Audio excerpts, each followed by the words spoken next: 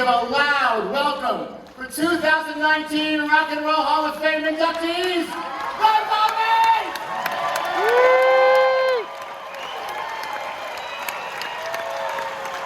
Rock!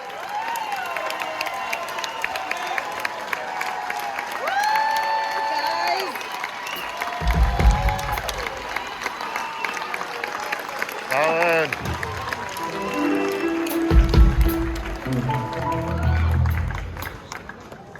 Rock and roll, guys. Well, it's so good to be here in front of a crowd like you again, doing it for real, because like everybody else, it's been a weird 2.5 years. It's surreal 2.5 years, but we've used it, we've put it to good use as far as we can.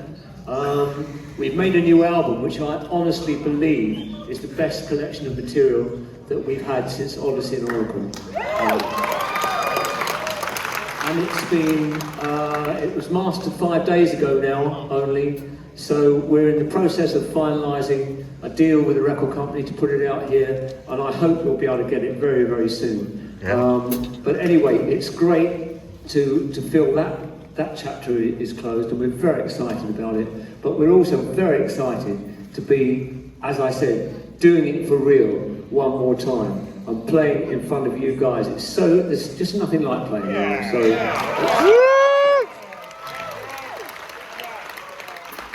hope you're going to have a good time tonight. We certainly are. We're going to start with a song from our last studio album, Still Got That Hunger, which actually made the Billboard Top 100, and it's a song called Moving On.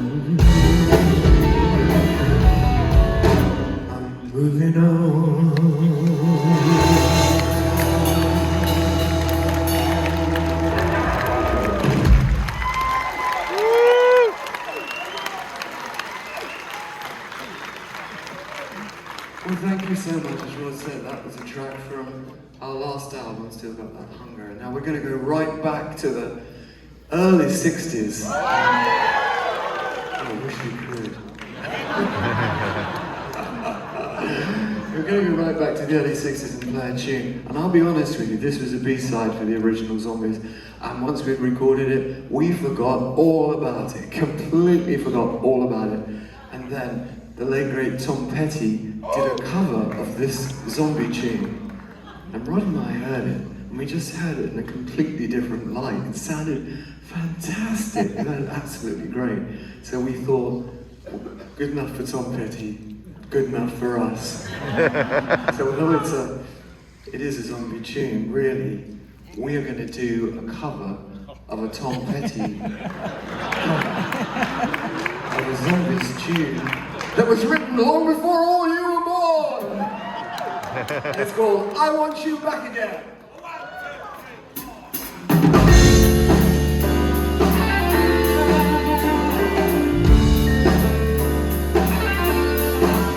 Somebody help me, I've got a need. Somebody help me.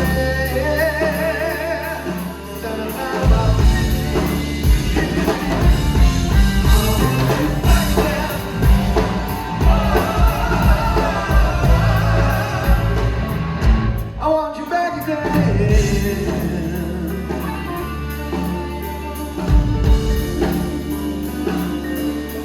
Since you have left me, I'm all alone. I need your help. I can't stand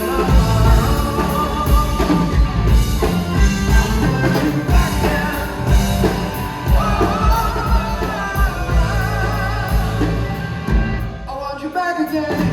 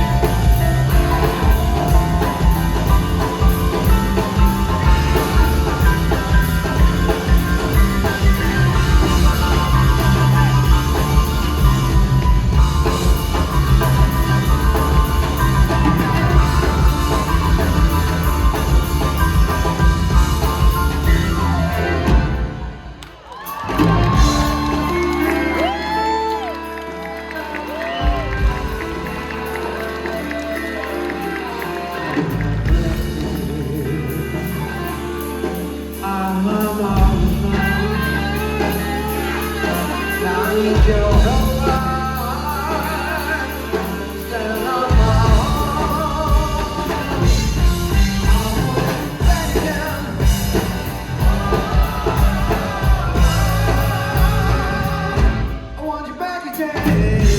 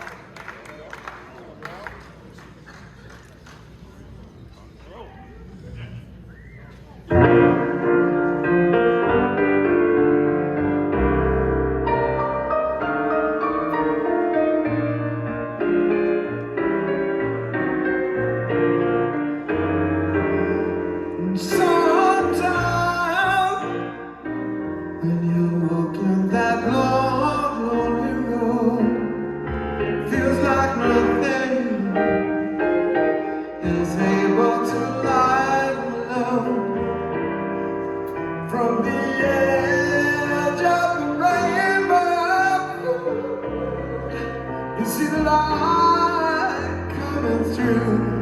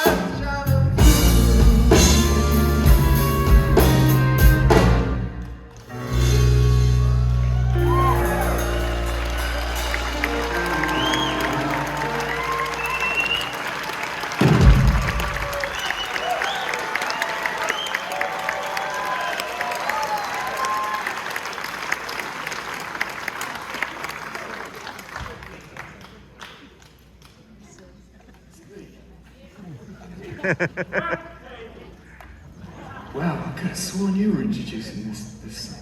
That's what you suggested. What do I say about this song? I remember, it's a Chris White song. I remember it now. It's the trouble when you haven't done it for 2.5 years. You get, a little bit lost where you're up to, things like that. This next song is actually, I think it sums up the Zombies' career quite well, because I never worked out if we were a lucky band or an unlucky band, because some things just seemed to fall into place for us.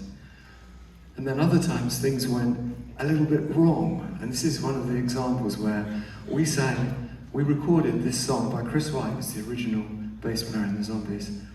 And we put it on the B-side of one of our singles. I can't even remember what single it was.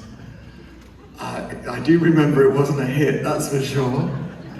And so it was a B-side for the Zombies, but a band in Canada called People took the Zombies B-side and very craftily turned it into an A-side. A subtle but very important difference.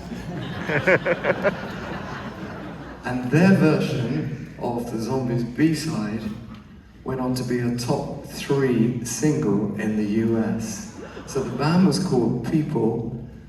The chart entry was way before any of you were born. You just have to take my word on that. And the song's called I Love You.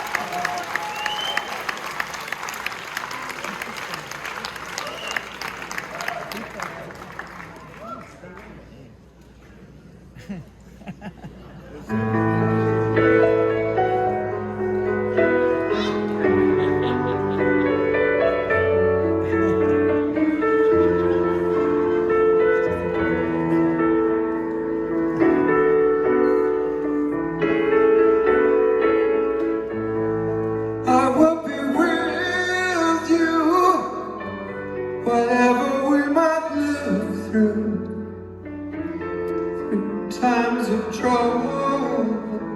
if you would be my love. We'd share our fortune underneath the blue moon. I'll find a new moon to climb through stars above. Oh, maybe, baby, we could begin again.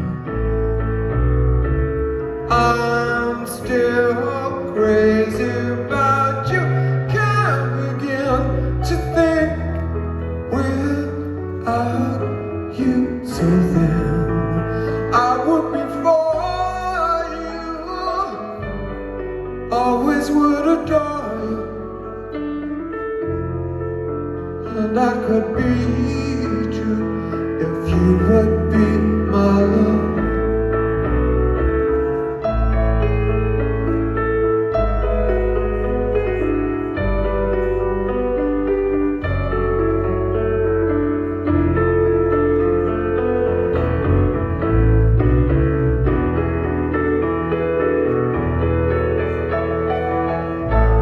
There's something about you makes me know that we two will want to win through whatever life may bring. It's been such a long time. Finally you will be mine. It could be so fine whatever life will bring. But maybe, baby, we could begin again. I'm still crazy about you. Can't begin to think without you. So then I will be for you, constantly adore you, and I could be true all through trouble and pain. We could begin again.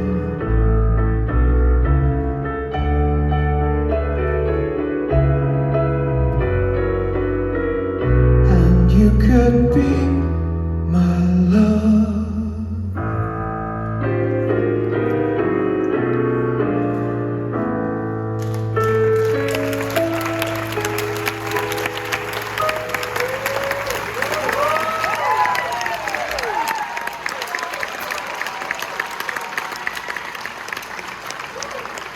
I'd say that's going to be a song that is a song on the new album, but we've done it on a new album with a beautiful string quintet, and it sounds so lovely with that. We obviously haven't got the string quartet or quintet here tonight, but we still love playing that song. Most of the songs on the new album have got real grooves, but that's one of the 2 or 3 ballads that we've got on the album as well. So I'm glad we can play that for the first time for you guys.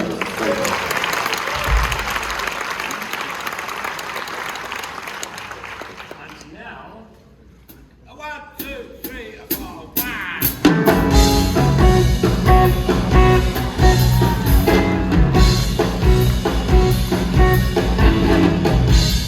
And if she should have come closer, did she tempt you with a charm? Tell her no, no, no, no, no, no, no, no, no, no, no,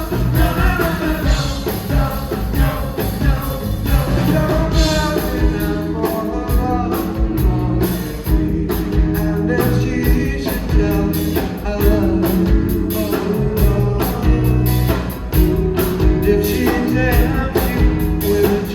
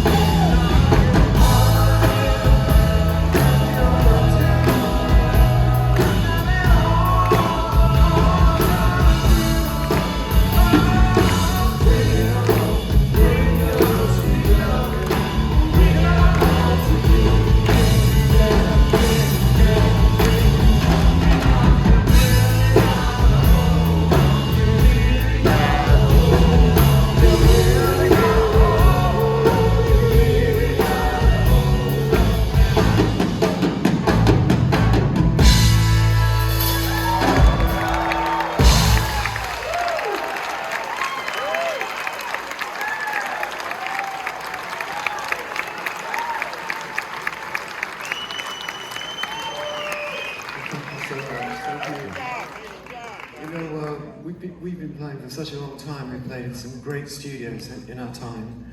But one that really always sticks out in our memory is Abbey Road, when we played it. We recorded at Abbey Road, such a wonderful place to play. All the great technicians there, wonderful engineers, Jeff Emmerich, world famous engineer, Peter Vince. And then when we played there, when we were recording Odyssey and Oracle, there was an assistant engineer there called Alan Parsons. Who of course went on to be an incredibly famous first engineer and then producer and then artist as he developed the Alan Parsons project. And because we got to know him so well while we were recording there, he's always come to me and asked me to sing, I'm really glad to say, to sing tracks on his Alan Parsons project albums. And my favourite track that I sang for Alan is from an album called Eye in the Sky. Oh. And the song that I sing is called Old and Wise.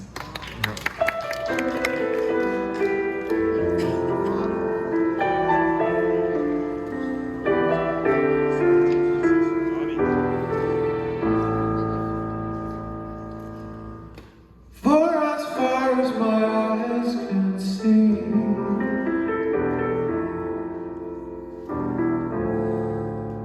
there are shadows approaching me.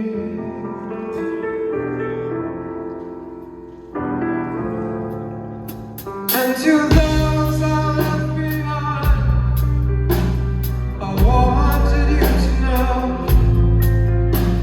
you always shared my deepest thoughts. You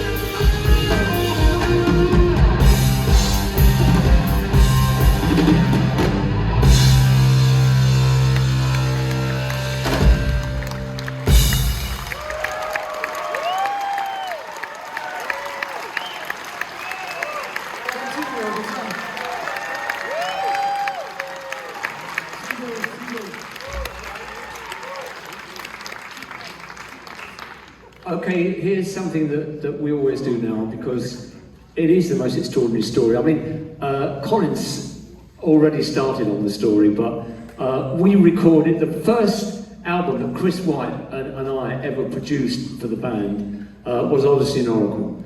And the reason we produced that album was because we were getting so incredibly frustrated with the way our recent singles have been turning out from a production point of view. We always liked the songs we presented, but they just didn't turn out the way we heard them. And Chris and I said, we have to have one go at producing an album ourselves and making an album that at least represents the songs in the way, at least us trying to represent the songs in the way that we hear them in our heads. So we got £1,000, which even at the time was very little money to record an album, especially at a place like Abbey Road. And we recorded Odyssey and Oracle. We walked in there the week after the Beatles had walked out. They were the previous band in the studio, having recorded Sgt. Pepper's Lonely Hearts Club Band.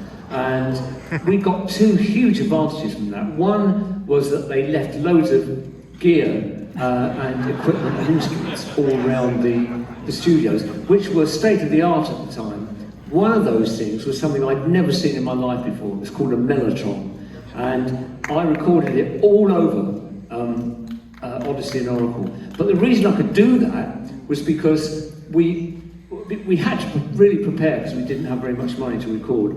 So we rehearsed the songs, and we went in there pretty much note and word perfect. And we recorded them, each song within about 2.5, 3 hours, something like that. But another advance the Beatles had made had been because John Lennon had said, listen, we've just all been knocked out with a Beach Boys album called Pet Sounds. And they did it on 8-track, my God.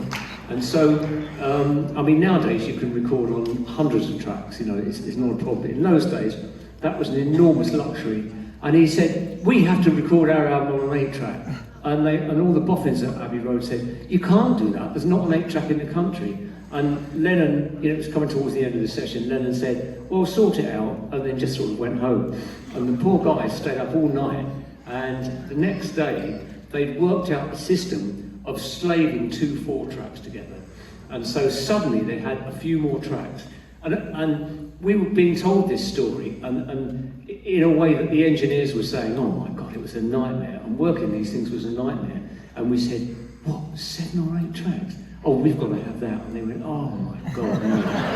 But they let us do it. And so we would lay down a track, for instance, on Time of the Season, we laid down the track in about 2.5 hours, the basic track, not with the lead vocal, although I'm sure Colin did some sort of guide for us to sing to at the time. But you know, the basic track, the main track, solos and everything, all laid down at that time.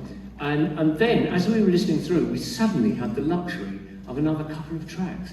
And as we were playing through, and Jeff Emerick recorded that track, and I remember thinking at the time, how does he get that beautiful bass with tom-tom sound that goes boom, boom, boom, you know? And it was quite magical. I don't know where it came from, but we loved it. But at the time, it was with a backbeat, boom, boom, boom, like that. And I said to Hugh, do you know what? I can hear a clap just before the backbeat and a just after the backbeat. And he said, well, we've got 20 minutes. Why don't you go in there and give it a try? And I said, you sure? He said, yeah, go on. So we ran it through one take, we just did it and didn't think any more of it. And it's so crazy because that sort of, that marriage of preparedness and spontaneity actually was a feature of the whole album. And in that way, we added extra harmonies that we hadn't prepared in the first place. So it was just that momentary inspiration along with stuff we'd really prepared. And that was a stamp on the album. We loved the album when it was completed. And it was such a relief to us, you know, because we didn't know how it was going to turn out. But we put out a single from it and nothing happened, so we broke up. And then, as most of you probably know, within 18 months, one guy in Boise, Idaho, would just not stop playing Time of the Season. And it took about a year for it to catch on. with other DJs and the rest of the country, but catch on it did. And then we got to the ridiculous situation where it appeared as #1 in Cashbox.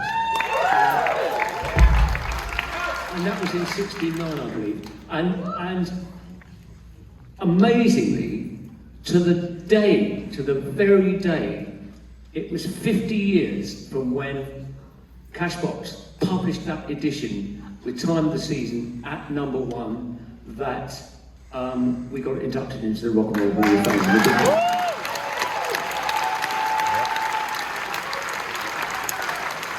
So that was pretty weird, you know. So we're going to do just one song after the other, just a little taster from Odyssey and Oracle. We're going to start with Carousel 44, which is the first track on the album, and we're going to finish up with Time of the Season, which is the last track on the album. So I hope you enjoy this. Here we go, Odyssey and Oracle.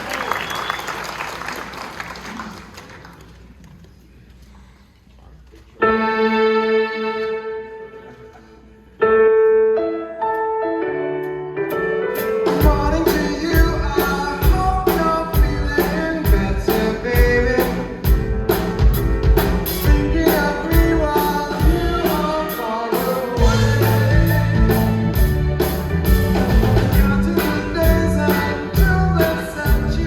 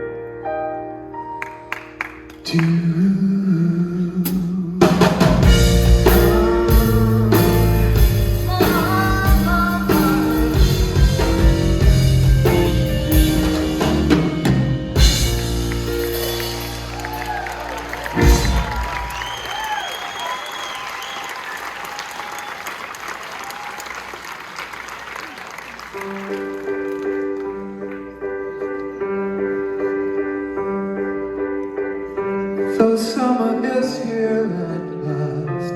The sky is overcast. No one brings a rose for Emily. She watches her flowers grow while others come and go to give each other roses from a tree, but not a rose for Emily. Emily, can't you see there's nothing you can do? The sun is shining. There's loving everywhere but Not for you. Her roses are fading now. She keeps her pride somehow. It's all she has, protecting her from pain. And as the years go by, she'll grow old and die. The roses in her garden fade away. Not one left for her grave. Not a rose for Emily. Emily, can't you see there's nothing you can do? How the sun is shining. There's loving everywhere but Not for you. Her roses are fading now. She keeps her pride somehow. It's all she has, protecting her from pain. And as the years go by, she will grow old and die. The roses in her garden fade away. Not one left for her grave. Not a rose for Emily. No.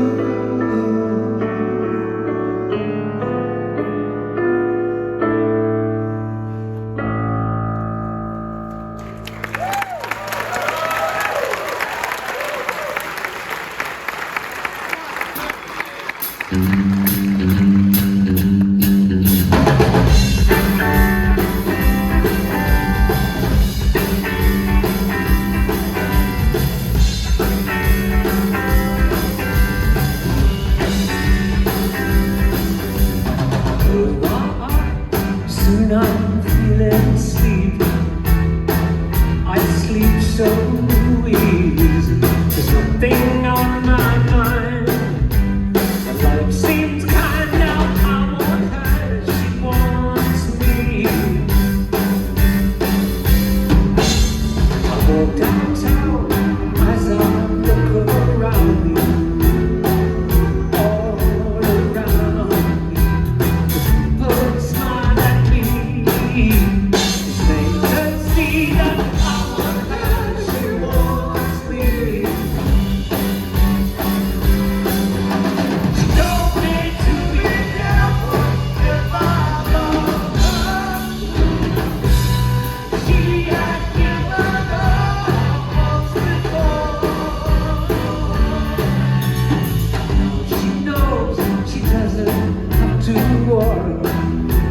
I would not make her sorry.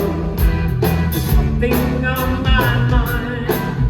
And life seems kind of harmless as she wants me.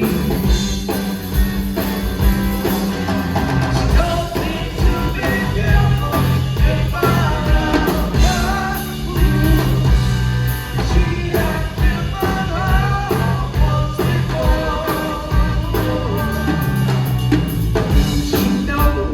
Doesn't have to worry. I would not make her sorry.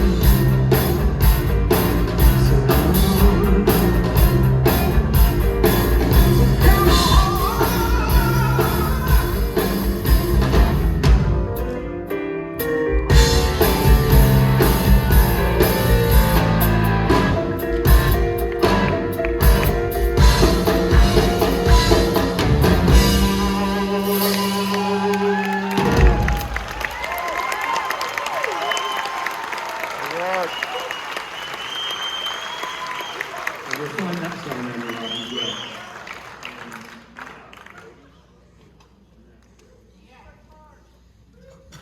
Rock and roll. How do you leave in the middle of a show?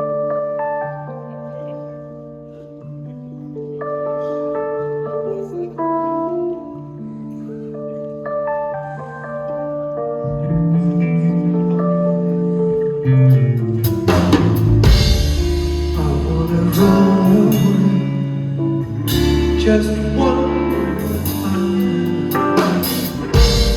Can you let me feel my lonesome cry? For all my life, I wanna hide away. I wish I knew.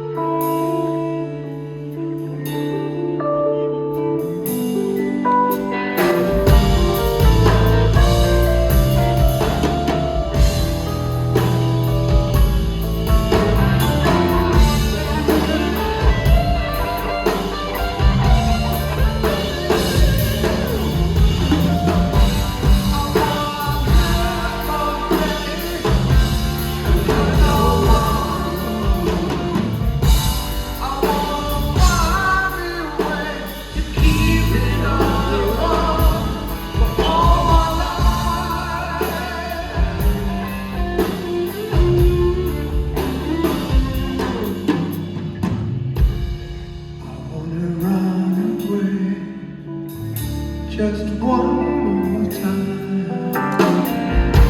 How can you let me feel this lonesome cry?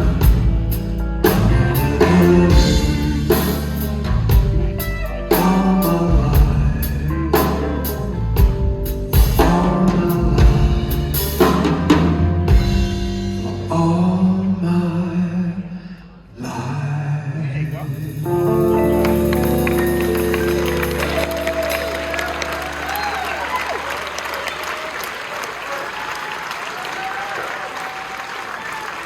Thank you. Now a song written, well, at least started to be written by Chris White. He wrote the lyrics, and then we both worked on it together. But this was when Chris was a silent member of Argent, which of course was the band that I formed after I was on with. And it was written about his wife, actually, who was going through a difficult time. And some of the people here know this story, but the words, most people think it's hold your head up, whoa. And when they were singing along with this, as many people do, that's what they sing. But they're not the real words. The real words are actually hold your head up, woman. So I hope you're going to really sing along with us tonight and really join in. And we'd love to do it for you now. This is Hold Your Head Up. Yes!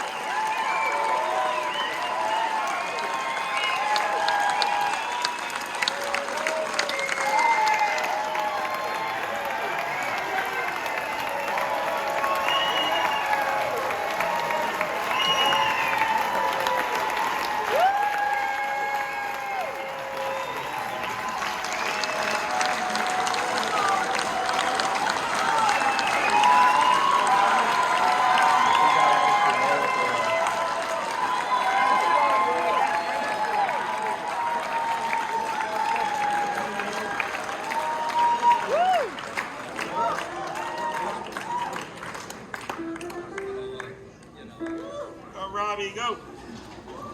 Should I try to hide the way I feel inside my heart for you? Would you say that you would try to love me too?